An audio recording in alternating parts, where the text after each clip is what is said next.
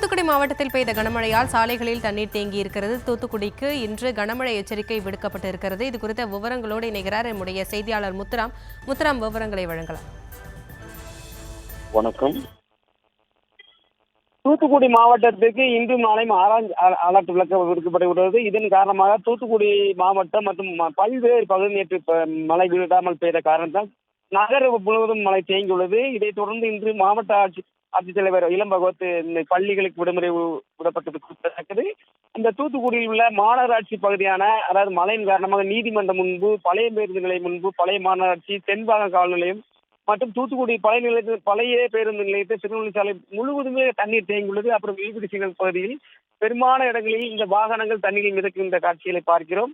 குறிப்பாக அந்த தூத்துக்குடி மாவட்டம் அதிக அளவாக திருச்செந்தூர் மற்றும் பல்வேறு பகுதியில் மழை பெய்ததன் காரணமாக விவசாயிகள் மகிழ்ச்சி அடைந்துள்ளனர்.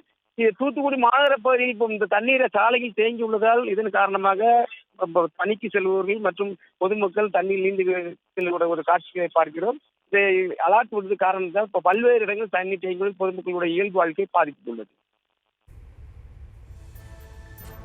விவரங்களுக்கு நன்றி முத்துராம்.